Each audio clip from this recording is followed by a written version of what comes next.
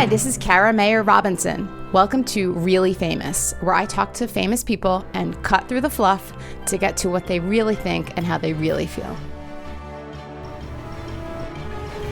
My guest today is Kathleen Rose Perkins. Kathleen is an actress. She's currently on the show Episodes. It's a comedy on Showtime about what it's like behind the scenes in Hollywood. Episodes is based on a sort of real version of Matt LeBlanc, who played Joey on Friends, and it's all about his escapades post-Friends when he's a little bit older and not quite as popular as he used to be.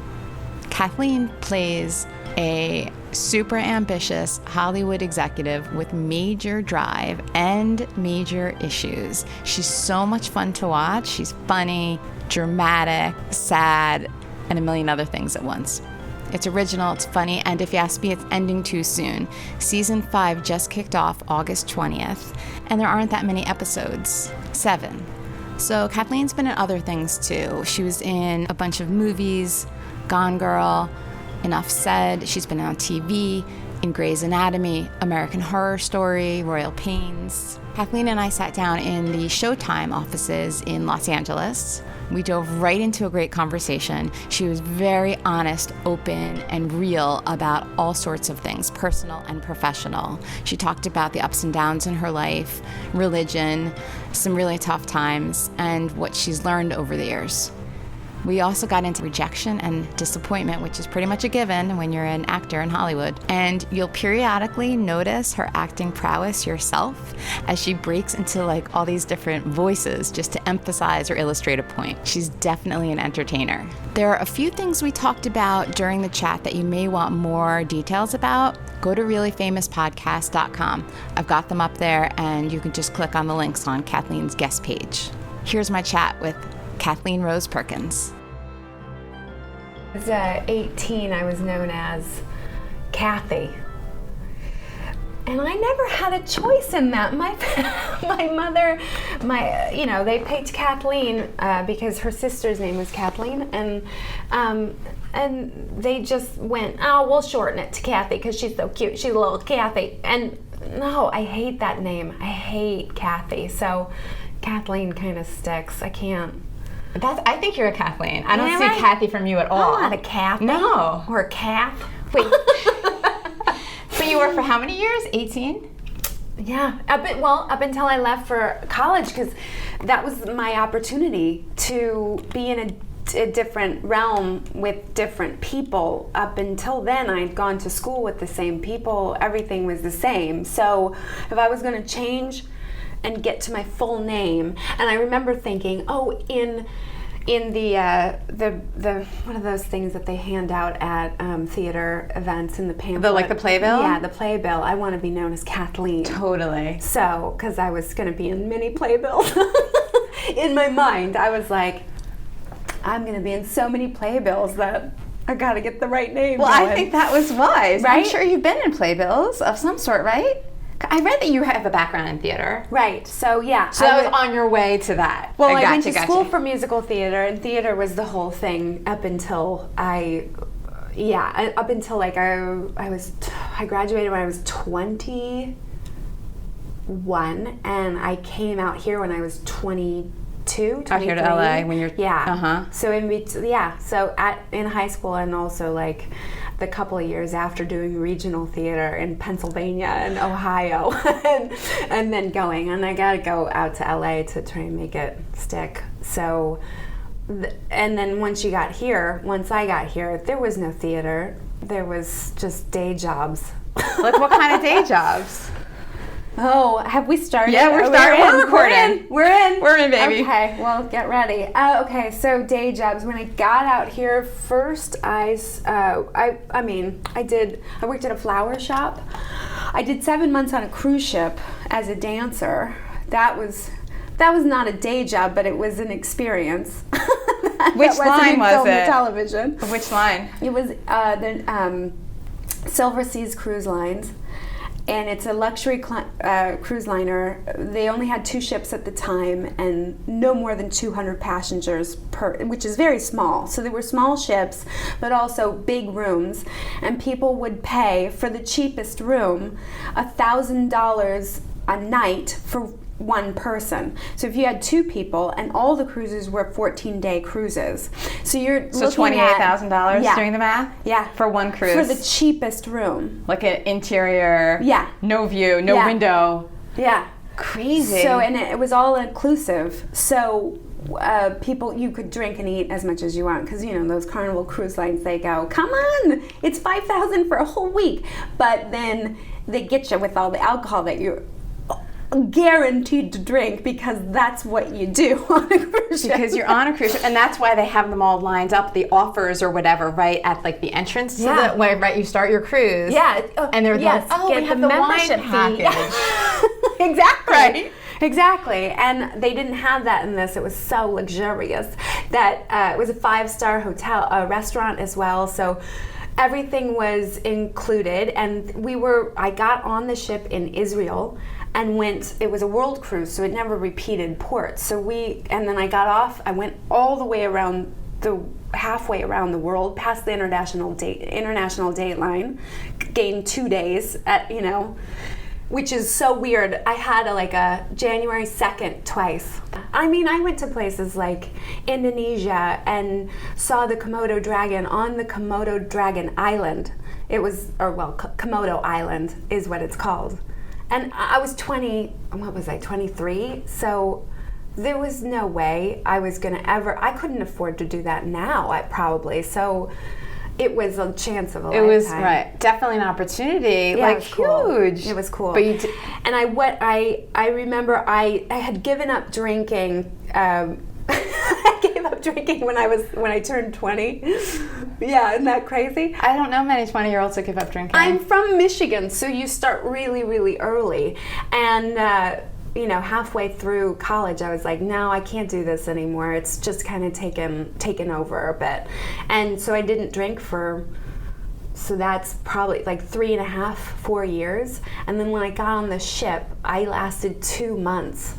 And again, it's all inclusive, even for the crew. For you're right. Yeah, and part of our duties, because we only had to sing and dance. We were in 3 shows over the course of 2 weeks, 14-day cruises.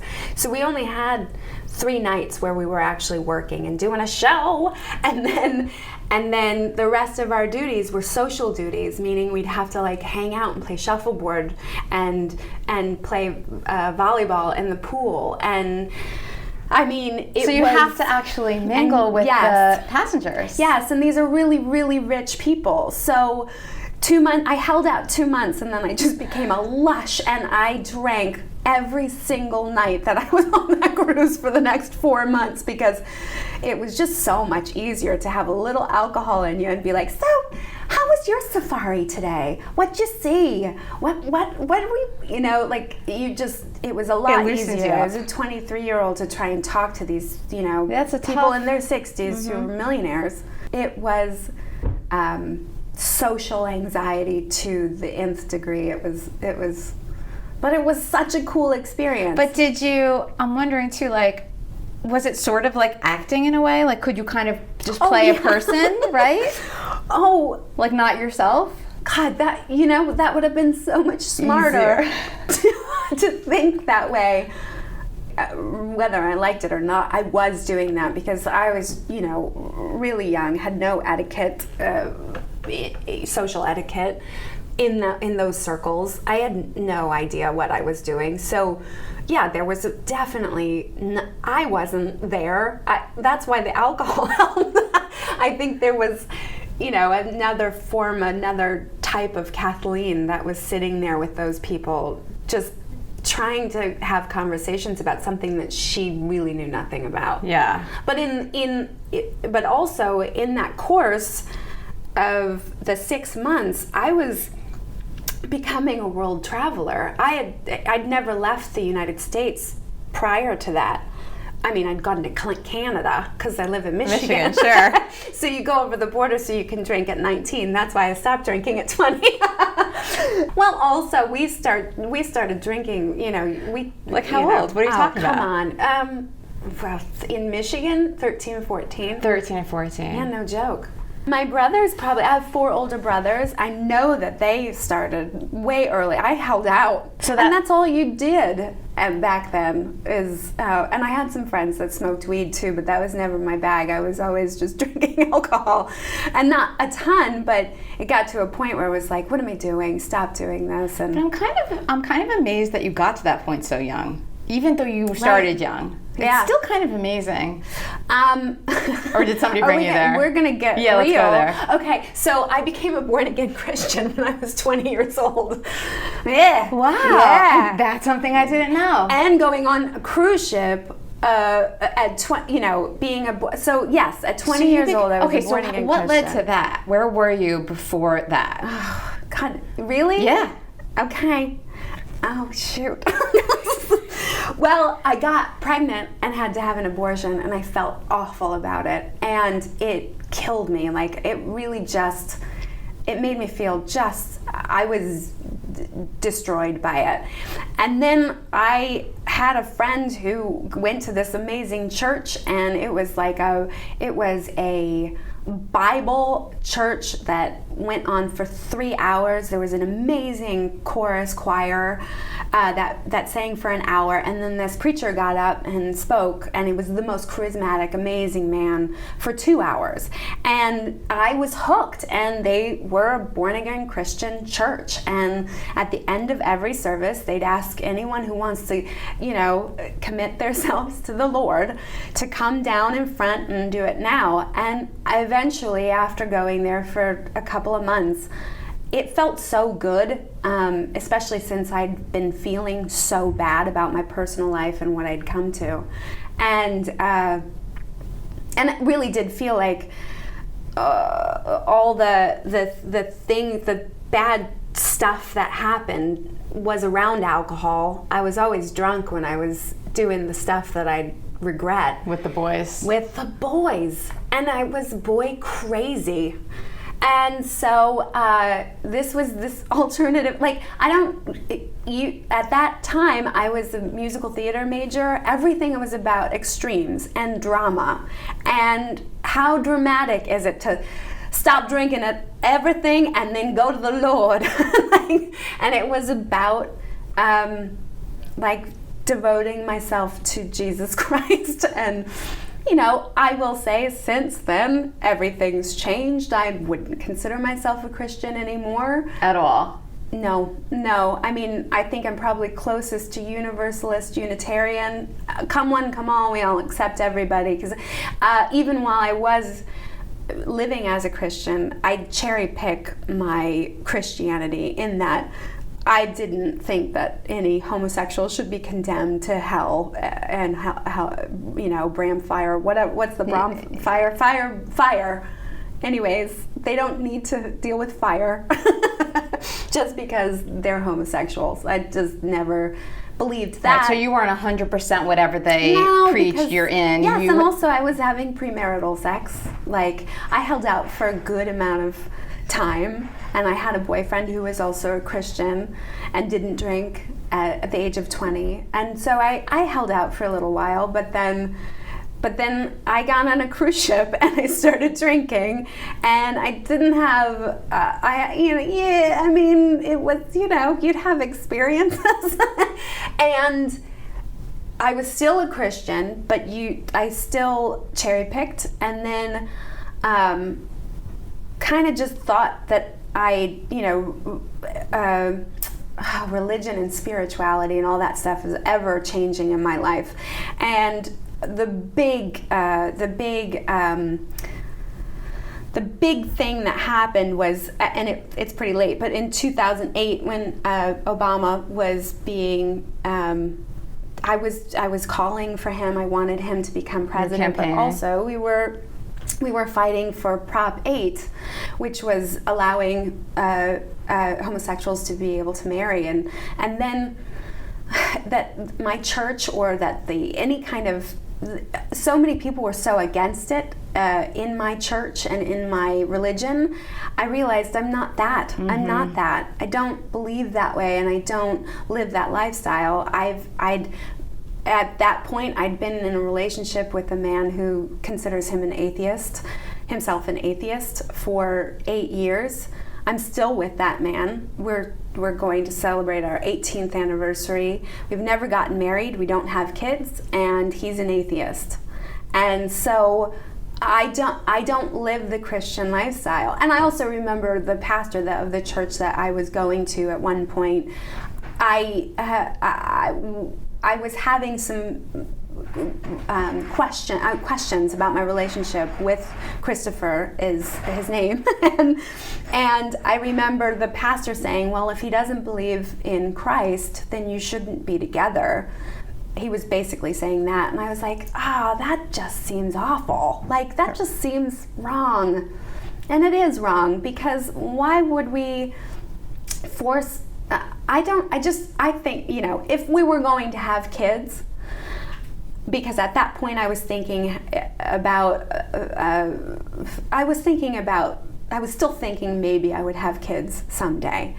And I thought the way I got around all of this, him having a different belief system than me, isn't that wonderful, to bring up children in and let them see two different versions, because they're going to have to figure it out for themselves, just like I did. But forcing them into one place can be detrimental to them. And if they don't see a lot of different options in the way that we live our lives in this world, then they're going to be at a big disadvantage when they grow up and they go out into the world and go, oh, you're gay? What's that? Like, you're married with 5 kids and you're wildly unhappy? You're getting a divorce? Like, this doesn't, you should arm them with as much information, and arming them with options inside their household. How beautiful is that? Bring them up and be a Christian lady, and he could be an atheist man, and we'd be fine. And this pastor said, I'm feeling like the Lord is telling you to leave this man. And I was like, that's not sitting well with me.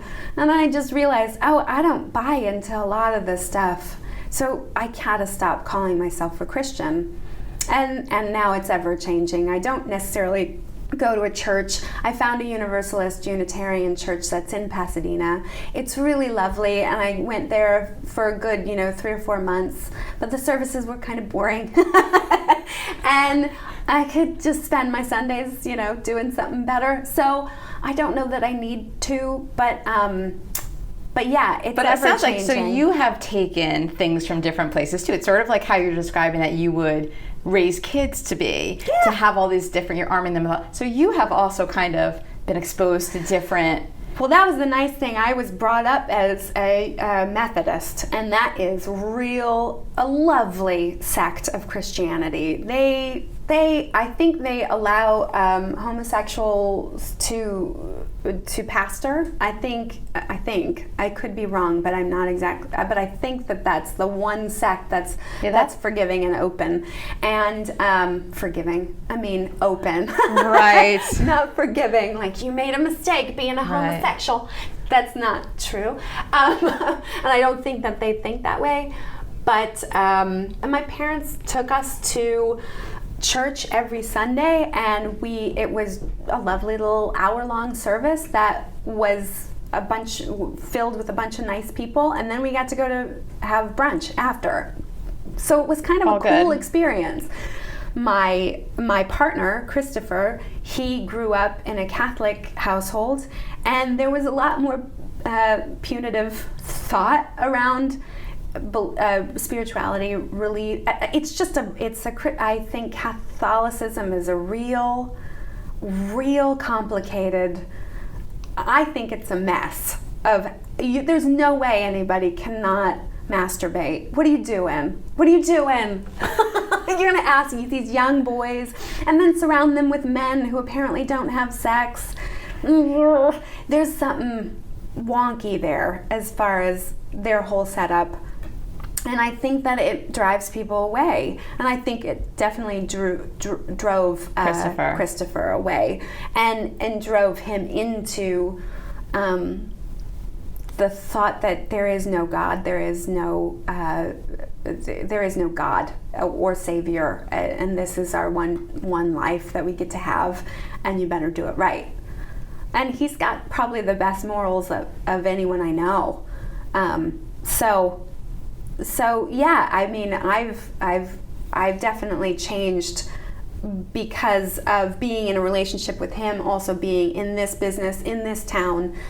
You know, it's not a real... it's gotta be crazy. Yeah, and it's really interesting when I just was on a set 2 months ago where I started talking to this, I mean, gorgeous young man, gorgeous model. He was playing a model in the so show that we were doing. Right. Gorgeous. And we just struck up a conversation, and he started telling me about his love of the Lord, and that, you know, he really believes in Jesus Christ. And I didn't want to. I don't know. It's hard to talk to someone like that. But at the end of the night, he was like, "Hey, if you ever want to come to my church," and I was like, "That's not going to happen." But thanks. Maybe I'll see you there, but I doubt it. Right. It's like, oh, honey. Yeah. Like, you know, but we all have our journeys. We all have, and I appreciate that he wasn't like pushing it on anybody. And I mean, he's gorgeous, so that helps. He has brought so many women to that church, I bet. Right now, obviously, you have it in perspective, and you've worked through a lot of things with it. But I'm guessing that at the time, you know, it was an enormous, or it was a lot of turmoil, I would think. Yeah, it was awful. Well, it led me to God. Yeah. So it was a lot of turmoil that led me to completely change my lifestyle. Yeah, it was big. Yeah. And you were how old? 20. It happened on my 20th birthday party, or at my 20th birthday party. Yeah. What happened? I mean, we had sex and the condom broke. And it was awful.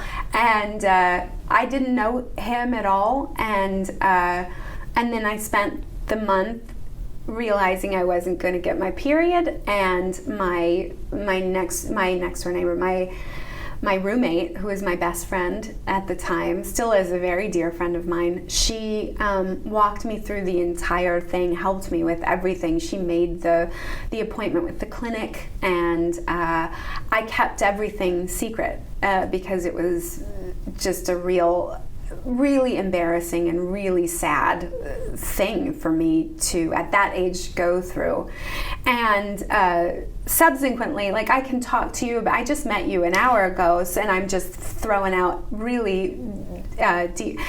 And I realized in probably my 30s that I don't know that it's necessarily good to hide certain things from people, especially experiences like that. I'd much rather talk about them so that women can kind of know that it's okay to talk about that stuff, because I think the experience was awful enough, but that I hid it from everyone, from my mother, from my whole family. I mean, I don't even think my dad even knows about it still to this day, but we don't really have that kind of relationship. If he listens to this podcast, he'll know all about it.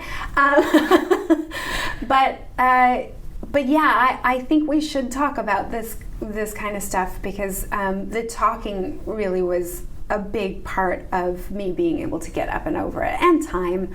And I've had plenty of therapy in the last 10 years of my life to really figure out why I did it, what happened as a consequence from it, and how I can kind of forgive myself, forgive this situation, forgive and realize that it's just life. It's a traumatic experience that happens in one person's life, and we all have so many of those, no matter what. So if we could talk about them, how great would that be, you know? Yeah.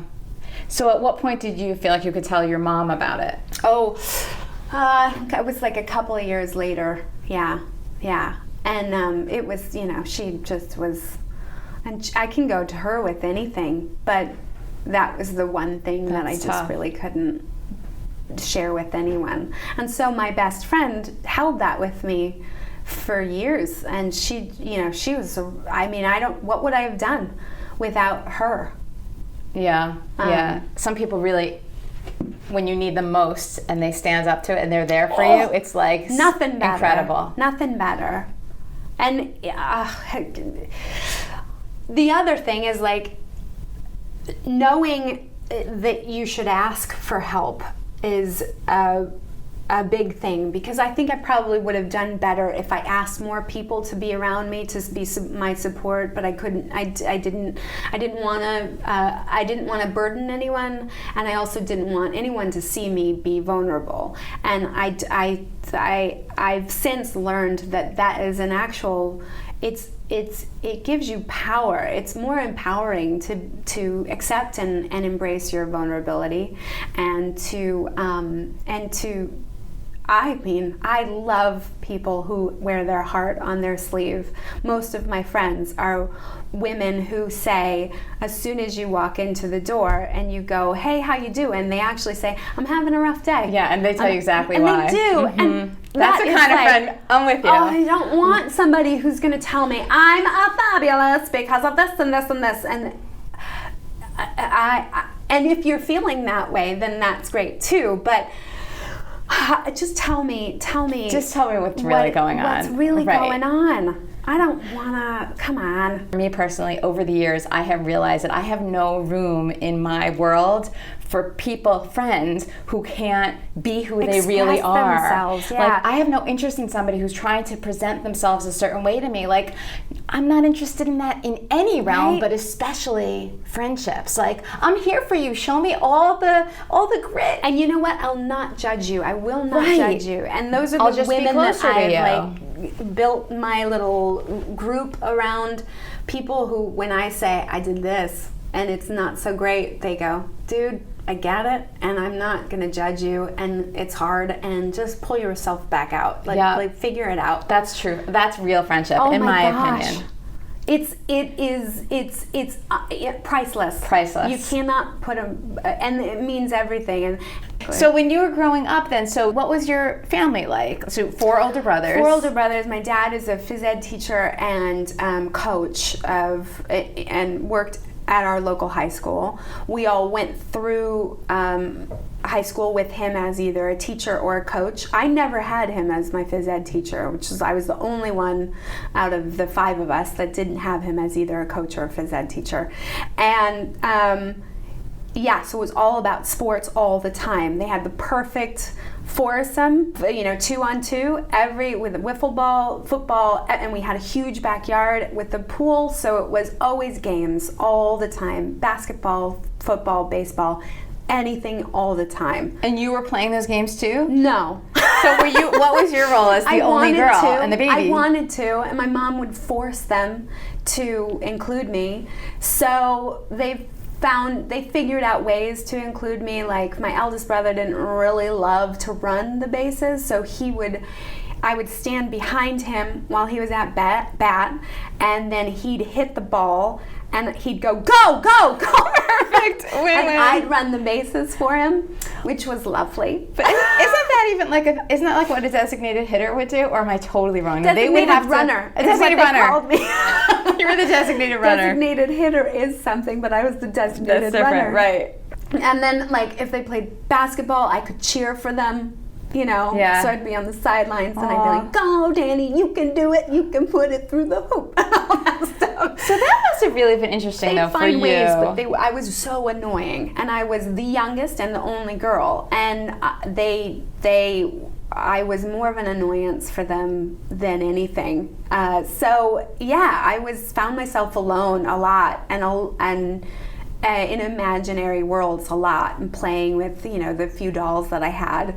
A lot. And I did have an extra neighbor who was a girl who was about 3 years older than me, and we would come up with plays in our garages and stuff and show them to my mom and her mom, and they were always sitting in the lawn chair in front of the garage, and we'd open it up like a stage door, and they were really a lovely captive audience. And I mean, I think that's probably where it all started, where I liked acting so much. So there was a lot of pretend. There was a lot of pretend that I did, because I grew up in a household that I was just really the odd man out, big time, fifth wheel, big time. So yeah. Yeah, odd man out, ironically. Yeah, exactly. The only one who, wasn't a man.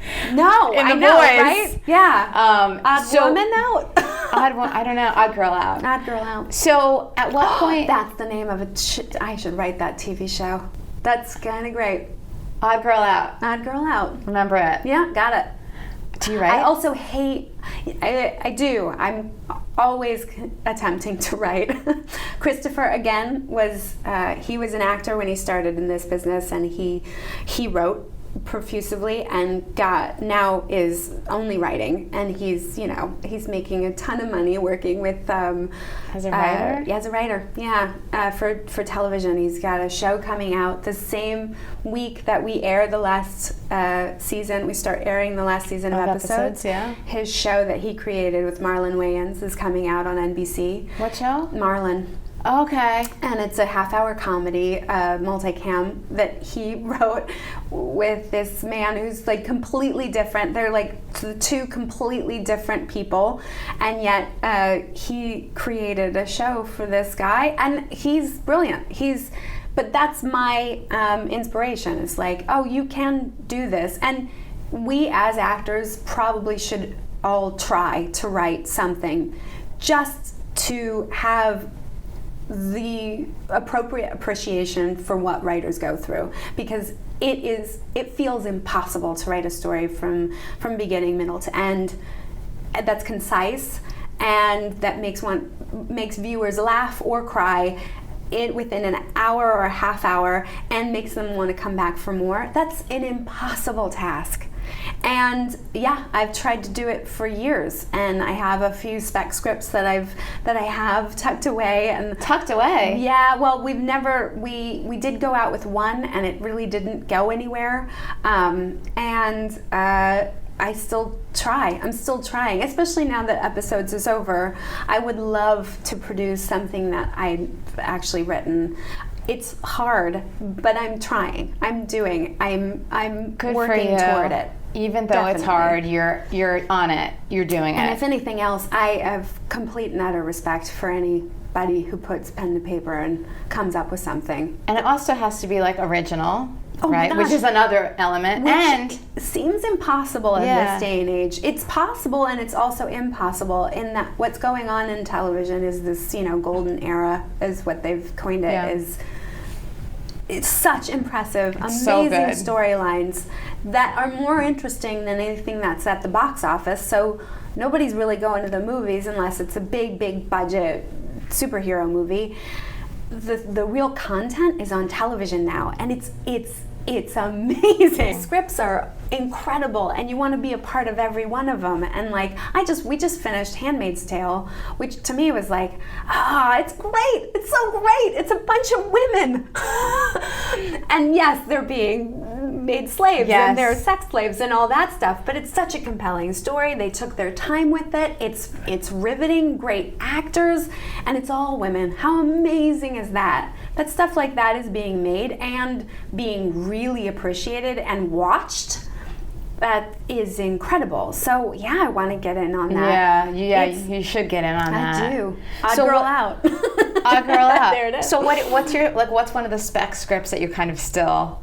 The one that kind of went around, that I still want to get it out there. I wonder if there's a way to attach. It's always a two-hander for two women. I love Laverne and Shirley, and I've always thought that needs to keep coming out, especially comedy-wise. One of them is about two women, basically they're very opposite. One moves in next door to the other. the new one in the neighborhood is a dominatrix, and she has a dungeon in her house, basically. So she works out of her home. And this is based off of a friend's story who told me that her sister and her sister's partner were a duo dominatrix team that worked out of their home, like just set up a dungeon in one of their 3 bedrooms, in their 3 bedroom condo. And their 2 boys lived in one room. They had the other room, and then their 3rd bedroom was a dungeon. And they would have clients come over, and that was how they made their living. And I think that's fascinating. It's all about status, control, and pain. It's not sexual. So there's a status involved with that, and it's protecting that status in that room. So I wrote a script, and it went around in 2013, and it didn't really, I think it was, I have a feeling that the content is really, it's really hard for people to get behind. It's maybe risky. 4 years later, with what's been going on, maybe it's, so there is a part of me that wants to try and package it with a cool director or just try and revive it. I don't know if we'll be able to, but... so almost get the director first to get on board? Something. A lot of times now is they just want really fancy names along with a really cool concept. So that might work. It might not. But I have to try. You have to try. And also, there's always stories where and it's always a story where it's a vehicle for myself as an actress, because otherwise I don't want to waste my time. Yeah, of course, totally. I like it. I like it a lot, and I like that I want to write to my marketability is in that I can do drama and comedy. I'm comfortable in both arenas, and I like to cry as much as I like to be goofy, and I'm also very unassuming. So and I have this anger and this physical. I can kick people and punch them. Yeah, I mean, I think that's a marketable aspect where I think so. When you look at me, you don't put me in the La Femme Nikita. You don't put me in the role of the kick-ass detective or whatever. But I can be that. But I think I could totally see you doing that. And I could be funny doing it. Are you saying people don't see you that way? No, I've never. How do you know? Because I've never been cast. I've auditioned for have. several, kick-ass roles, and have tried to show that you demonstrate that you are that. But I've never been asked to do it or been cast as that. So I feel like, and I'm of a certain age where if I'm gonna do something physical, I should do it pretty soon, because otherwise my body won't work. But that's the thing too, is that's what a lot of people, I think their story is, that nobody would give them the work that they were able to do, so they had to create it themselves, for themselves. Yeah, I'm trying. It's hard, but I do have that definitely on my plate. I really would love to. But I've been really lucky in that I've been able to bounce around between comedy and drama pretty easily. So you haven't been pigeonholed necessarily. Not really, and if I am, I can at least my manager and agent can at least get me in the room so I can have a fighting shot where I can say, just let me audition for you if you don't see me as this part. And then we'll go from there. So how do you deal with because most of acting is rejection though, right? Isn't it? It's probably a big percentage of the time. So have you mastered that at this point, or how do you not let it chip away at your self-confidence? I've gotten better at it. But no, I mean, I just went through a real bad experience this past pilot season. I went in and auditioned for a pilot that was an hour-long pilot for NBC. It was, and I wanted the role so bad because it was one of those things where it's this real character-driven, funny / dramatic, great character, show. Yeah. And I went in for it, and I went in for it twice, and I tried, I did the best that I could, got the job, and shot it, and then the day before they determined whether they were going to pick it up or not, I got a call saying, we're picking it up, but you are being recast. So and I'll tell you, I had the most confidence and I was like, I auditioned for this, I showed them what I could do, I complied in every way to their creative vision, the writer and the director and the producers, and I thought the studio and network. I put on a fat suit, I wore the ugliest clothes, I dumbed down my hair and didn't put a lot of makeup on, just so that we could put this character at the lowest point of her life, so that she could, and there was a long game, they were thinking, over a course of a season, we'll shed the fat suit, you'll become more of a badass, and we'll see the growth of this character over a couple of seasons. Awesome. That's like, who does that? And especially in network television, It just doesn't happen. Well, it doesn't. And it won't happen, because they've recast the part since then. But that was a huge slap it felt like a huge slap in my face. It was a big rejection. I mean, I was mentioned in Deadline titles going, Kathleen Rose Perkins to be recast from this, show, and it felt awful. And the initial thought was, I'm never again. I'm done. I won't be acting ever again. I can't set myself up for this. I trusted everybody. I trusted the process. I trusted myself. I was really proud of the work that I did, and this can still happen. I can't do this again. And then I got up and over that and said, look, it's awful. It's an awful experience. I was rejected in a really awful way. I gave them I showed them my work. I did the work. Granted, they paid me for it. And then they said, we don't want this. And for whatever reason they did that, I have to be okay and not let it affect my self-worth or the belief in my own talent. Like, that's the problem with this business. It's a subjective business. So people will have opinions on your performance, your art, your work, and you still have to get into the arena and do the work. And the critics can watch you, and you will fall, and you have to get back up, and you have to keep fighting. And that's what I've spent the last 3 months trying to rework my brain in not letting it defeat me. And I continue to do that. It's not, I don't think it gets easier. I think, no, strike that. It does get easier, but it's never easy.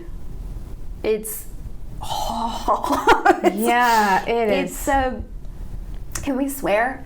Yeah. It's a total mind fuck. I mean, in every sense of the word, you just question everything in 1 minute, and then the next minute you're like, no, fuck that, no way, you ain't gonna take see. And you're constantly, and that's not really any different than last year or the year before that.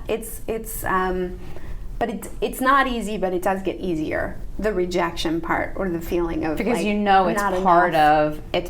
just part of it, what it is. It's part of the situation, and it's just not going to go away. Yeah. So you maybe get a little bit of a thicker skin, even if it's still harder. Yeah. It's still hard every time. Yeah. Brutal, it sounds like. But also, if you did kind of harden yourself completely, you couldn't do the work, because we have to be really, really in touch with our vulnerability, with our emotions. We have to be able to tap into that pretty easily.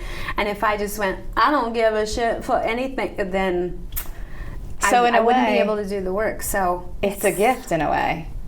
It's an opportunity. I know it doesn't feel like it in the moment, but it's almost an opportunity. Curse and a gift. Yeah, it's a curse and a gift. Yeah. But who cares? That's life. That's every business, isn't it? Hard in every I don't know. I think business. some have to be harder than others, though. Probably. Especially because it's tied to you're right. Like you're saying, the critics are going to be around you everywhere, and they're going to be watching. You're going to see you fall, and they're going to say that you fell. And how do you not take it personally? No, right. For a while there, I was like, oh, I could do it. Just take me out of the fat suit. And maybe it could have actually been that the guy who's the head of NBC looked at the finished product and went, she looks like she's gained weight. Oh, no, get rid of her. I mean, it could be something as minuscule as that. It could be that's too bad, but you don't know. And that is the decision. Yeah. And no one fights it. No one pushes against it. Some people do. And I realize I want to align myself with people who have the balls to push against the stupidity in this business, or the people who think that they can tell the creatives what they should be doing, as opposed to allowing a great safe space for creatives to create their, like, to really fulfill their vision. And I don't think that happens. I don't think that happens enough in network television, especially. I think in cable and in streaming, they're kind of going, here, we have a couple of mandates, but go make your show. And they do that in England. They've done that for years in the UK. They don't make as much money over there, but they just let them make their show. But also, who am I to say? Like, maybe it's the best decision that they could have made for that. I don't know. But also, you don't know what it may, like, one door closes, another one opens. Yeah. You never know why, like, there were things like, I remember even the story from what Bryan Cranston said something about, like, I don't even know if I have these facts right, but like Malcolm in the Middle or something he was on, and it had been canceled, and if it hadn't been canceled, then he never would have been able to do Breaking Bad. Yeah. No, I have one. I was fired from Rules of Engagement the same exact way that this happened. I was fired from that show, and a year later got episodes, or a year and a half later got episodes. I would not have been able to do episodes if I stayed with Rules of Engagement. And episodes, regardless of the amount of viewers or the amount of money I've made off of it, it has been one of the most amazing roles, because it's ran the gamut. Like, I did everything on that show except for fight things, and they tapped into every single piece of her personality, and she's my favorite character on the show.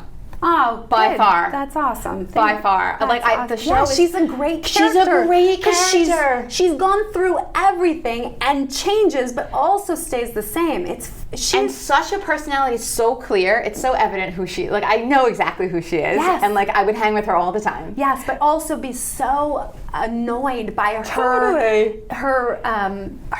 she's just a damaged person but she fights against it and then loses so many times. But she keeps getting up.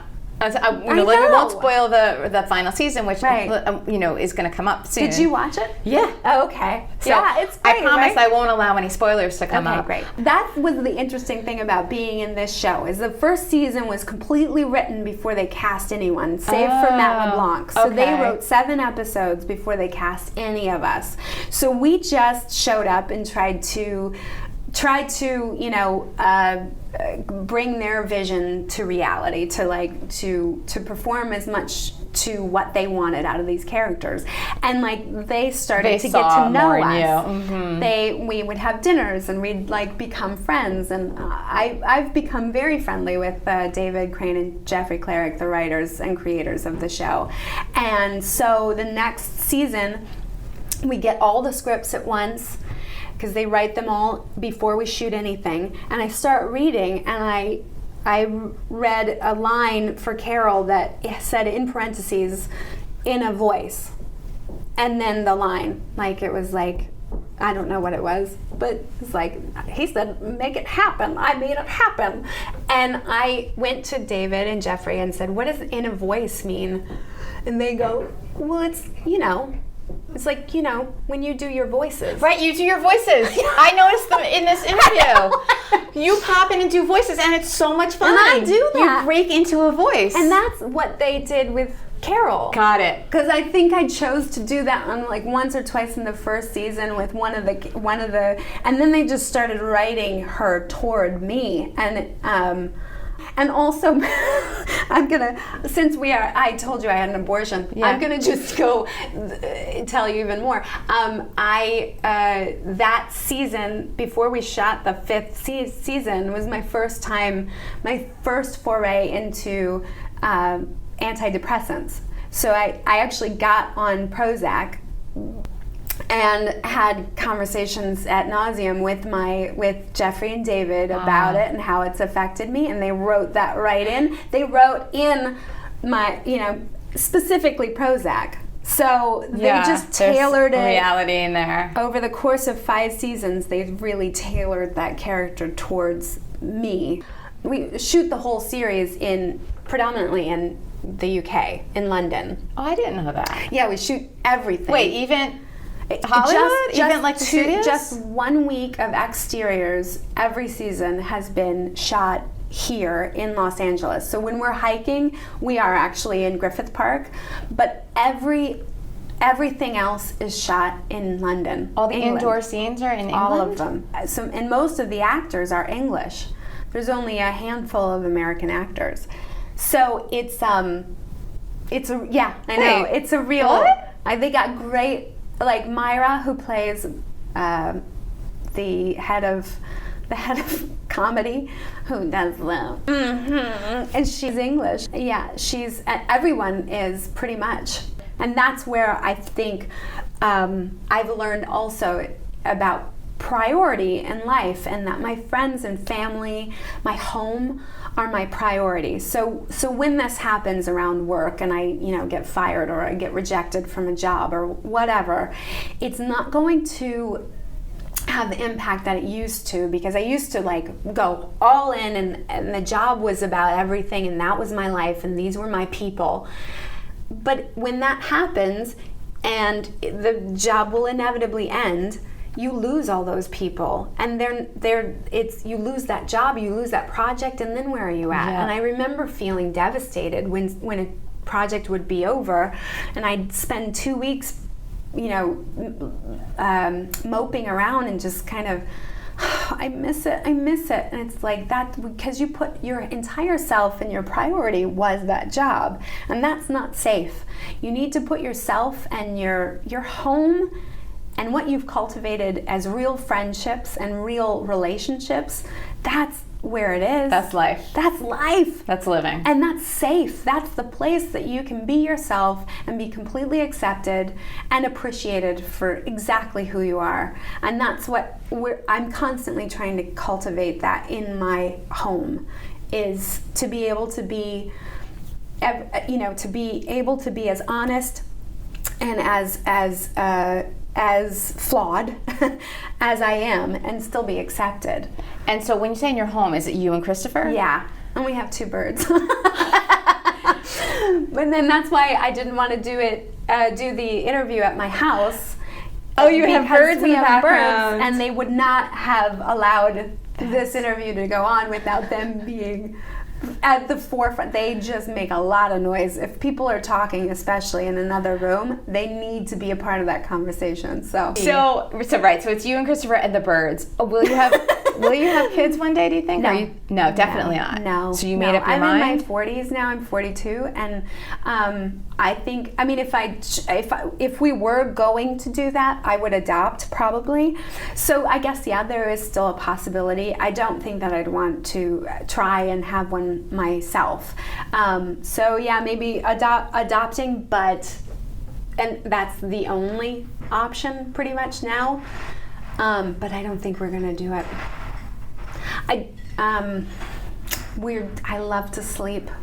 I love sleeping. And when I caregive, it takes over. I mean, the birds are birds, and yet they're everything to me. So a baby would just be everything. And I don't need to bring more into the world because we're overpopulated as it is. I don't have an ego in which I need to see my face in another person's face. Like I don't feel the need to do that to the world to bring more people here. So I mean, it would be a very selfless act probably to adopt and take care of one that doesn't have a home, an option, from their biological parents. But I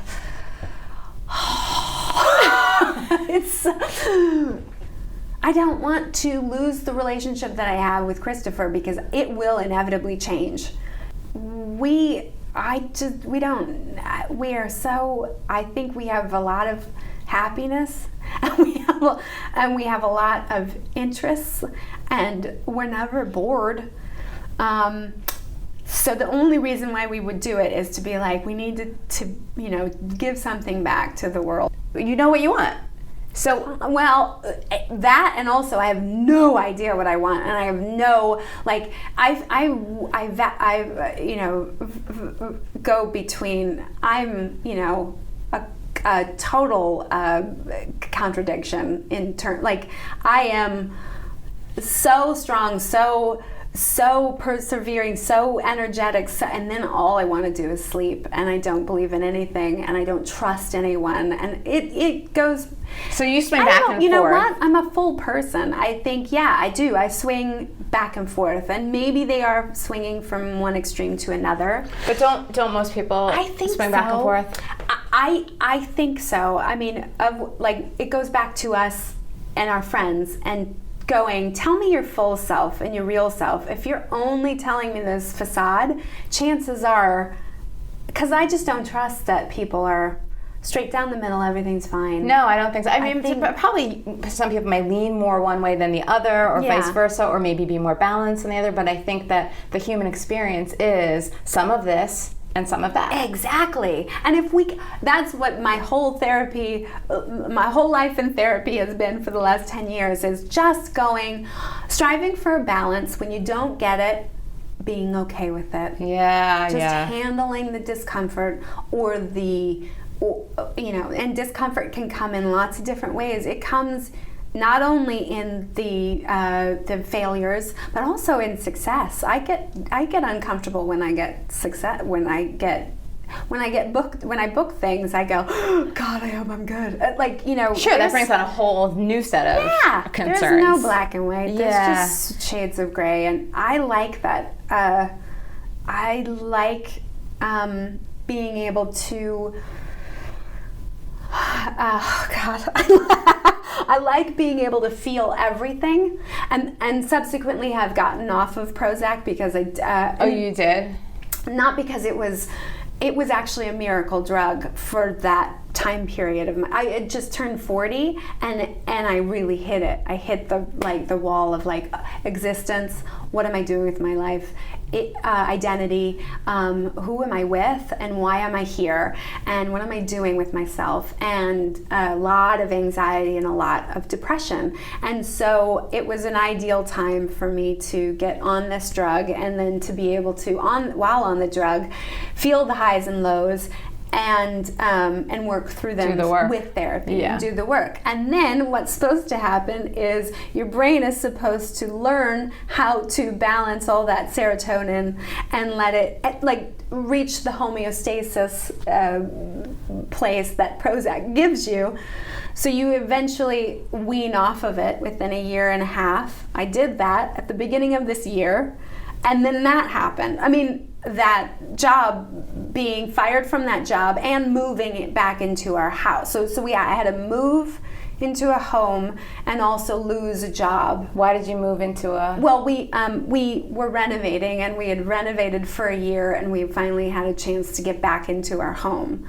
And we started that, we did that in March, and then the next week I shot a pilot for 3 weeks in a fat suit. And then the week after, we started work on the backyard to renovate all of the backyard. And then we went away for a month to Europe for vacation. And at the end of that vacation in Berlin, I got the phone call saying, "You're fired."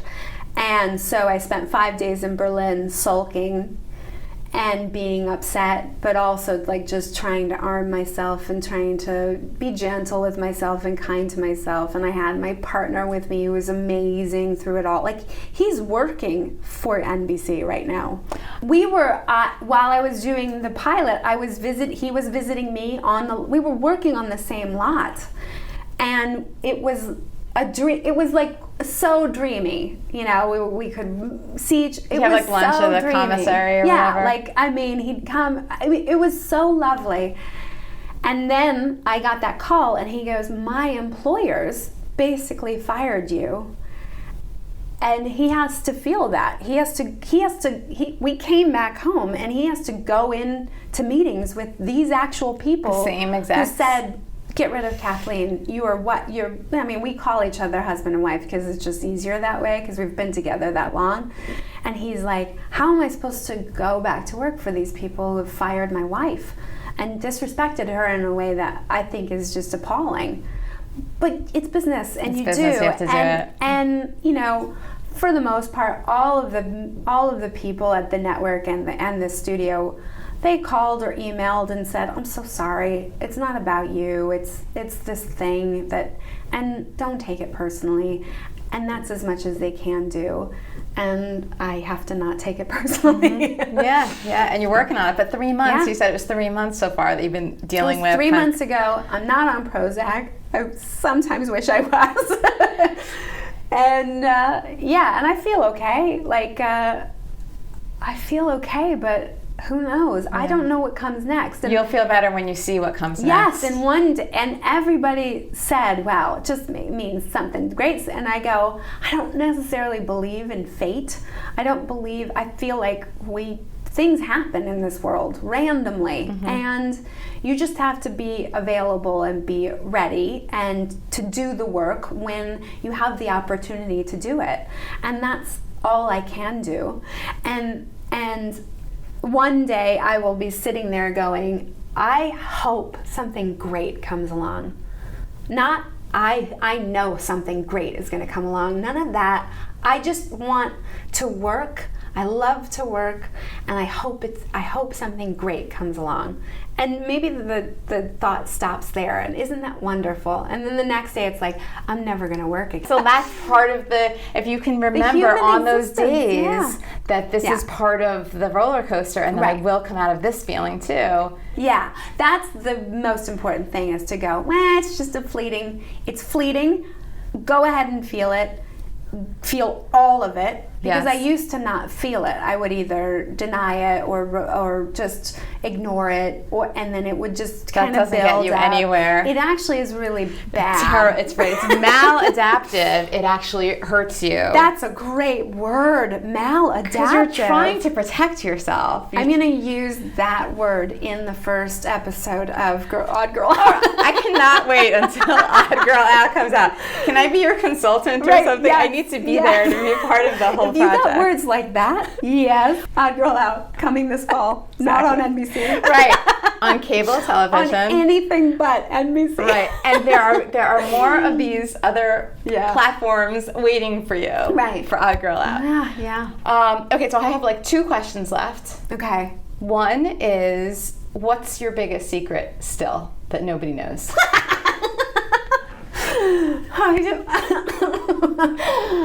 What? Come on. Nobody's going to tell you that. Nobody says that. Somebody answered it. Ooh, what did they say? What did they say?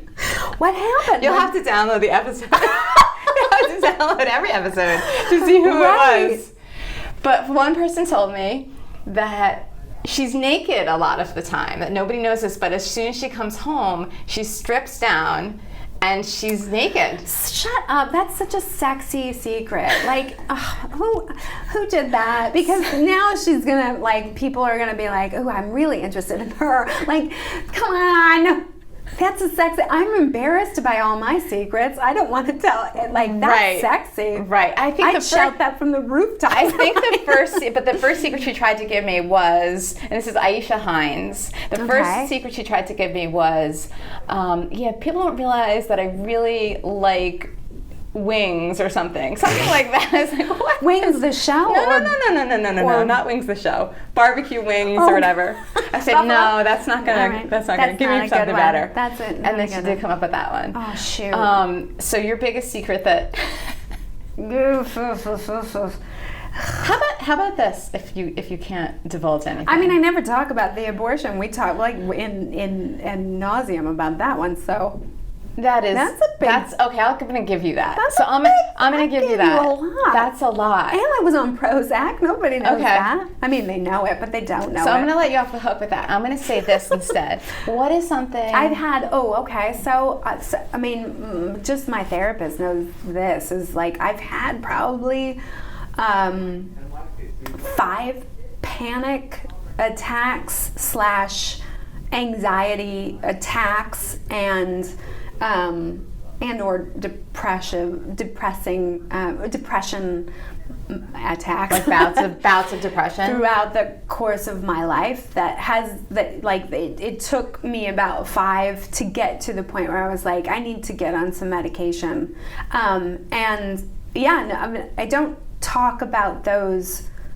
I talk about those with my friends. Again, like it's like I got to be able to talk about that stuff. And that's the other thing too, is I knew, because one of my questions could be like, well, who knows you the best, and what do they know about you that most people don't know? But I could tell that you have plenty of people I think that you have plenty of people in your life who know you. My therapist knows everything. I have a dear friend I have two dear friends who know everything, and then a couple other friends who know most of it. I'm still, I'm still guarded as far as, I don't know, I see abortions, I've said that word so many times in the last hour, that's crazy, but that is something I think we should all talk about it, because it's not something I want to be embarrassed about or shameful of. What else? I mean, the secrets that I pretty much keep are anything that I've done that I feel have hurt other people or could hurt other people, out of self preservation or complete self involvement. So sometimes you do stuff and you do stuff that could potentially hurt other people if they knew it or if they saw it, and those are the secrets that you kind of should keep. Yeah. But maybe nobody will win if you share them. Yeah, and nobody wins. Yes, nobody wins if you share them, and you just have to kind of, if you need a confessor. Those are the things, when you say secrets, those are the things that I go to. Yeah, I hear that. You know what I mean? Got it. Mm-hmm. As far as like me walking around naked, I'll tell you that in a heartbeat. You'll just say it even if like, it's not true. I'm naked now. Right. There aren't any secrets that I don't know. I mean, I pick my nose sometimes, which is still gross, and I find myself doing it, and I go, come on, what are you doing? You're old enough to know this is gross. And you know what? I've never said that to another living soul. I know people have seen it in cars and stuff like that, and it probably might lose me a couple of fans, but listen, people pick their nose. It sucks, and it's gross. And that's very hard for me, because I'm not a gross humor person. I don't like to talk about shitting or periods, or I don't really love, like, the door is always closed in my bathroom. My bathroom door is always closed no matter what, because what you got to go through in there is your business, and I don't like talking about it. So Christopher isn't right next to you. Yeah, and I grew up with 4 brothers that only talked about, my least favorite word is F-A-R-T. I can't even say it. I had to say it in one of the scenes in the 5th season of episodes, and I hated it, and they cut the scene out. So they did it to torture you. Bastards. Just wanted to torture you. Yeah, so I don't talk about gross stuff, but I told you I pick my nose sometimes. Shit. That's gross. That's so unsexy. Strike that. I walk around naked all the time. So whatever. I'm not like a hot chick. And there's one of your voices again popping out. It is. Did we get to the essential you? Oh God, yeah, and beyond. I'm gonna have to kill you now. And any one of your listeners, if anybody ever hears this, they're gonna die. Just so you know, I'm coming after you.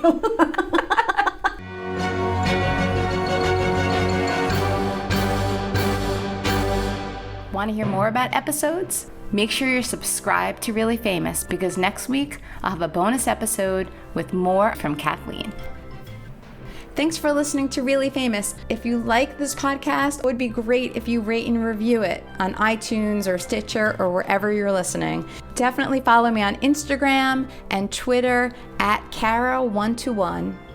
And check out reallyfamouspodcast.com. There's lots of bonus features, links, photos, you name it. Thanks again for listening. I'm Kara Mayer Robinson, and this is Really Famous.